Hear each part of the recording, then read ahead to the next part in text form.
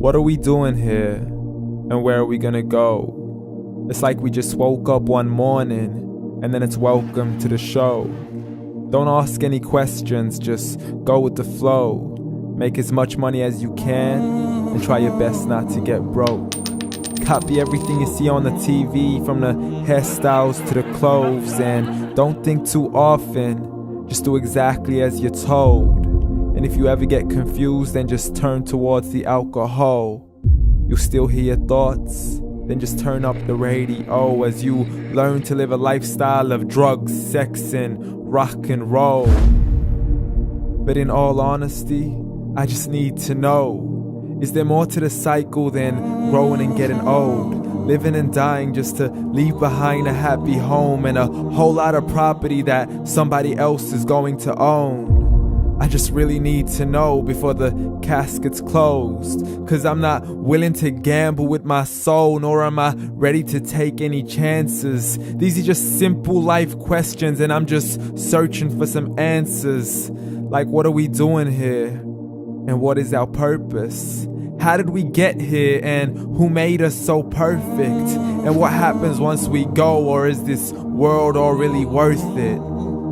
Questions we don't answer because apparently we don't really have to. There's no purpose to this life and our existence is merely natural. Then in that case, please let me ask you, did you create yourself, or was it somebody else who had fashioned you? 'Cause you're a being that's impeccable, faultless and unparalleled.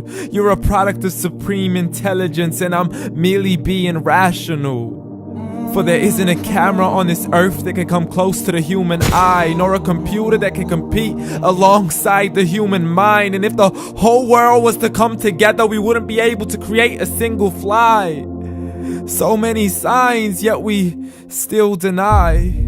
As science tries to justify that all this could come from none, when it's a simple sum. 0 plus 0 plus 0 cannot possibly ever give you 1. So from where did all this order come? For everything has its origins, a maker, a creator of its own. I mean, the only reason you're watching this video is because somebody had to press upload. So we can believe in the Big Bang, but I'd rather believe in He who caused it to explode. Allah, the creator of everything along with every single soul. The ever-living, the master, the only one who is in control. Unlike his creation, beyond our imagination. And no, he's not a man, nor does he have any partners in association. He's on his own. And no, he did not ever leave us alone. Just like every manufacturer, he left us with an instruction manual. The Quran and Islam, and I'm sorry to jump to conclusions, but it's the only one possible. The only definition of God is the one and only supreme being. It's logical, a book with 0 contradictions, with miracles that are both scientific and historical, all revealed over 1400 years ago.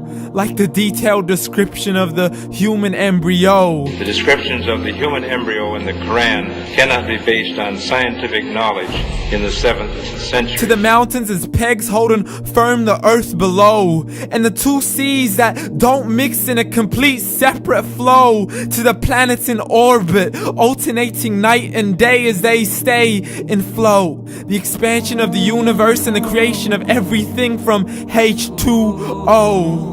To the stories of the past and the preservation of Pharaoh. To identifying the lowest point in the land where Persia defeated Rome.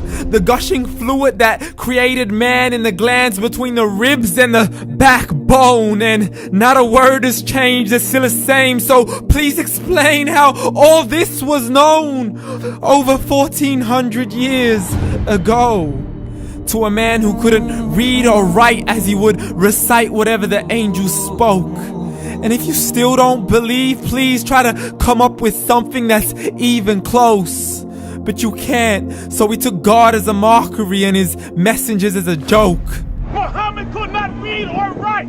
How's somebody who can't read or write gonna start a religion? Dismissed his scriptures as legends and tales of the ancient folk, as we live life according to our whims, desires, and hopes. saying this life is the only home we will ever know. We will live then die, then simply turn to bones. YOLO! Correction, after the grass dies, the rain arrives and it regrows, and Allah promises to do the same thing to your very soul and bring you back from your very fingertips to your toes, as the all-seeing supreme being watches us so close, and we are surely being tested in our wealth, our health, and our self, and everything that we've been blessed with. So believe, for we will surely be resurrected and be brought back to our Lord and account for every single deed, as He hands us our books and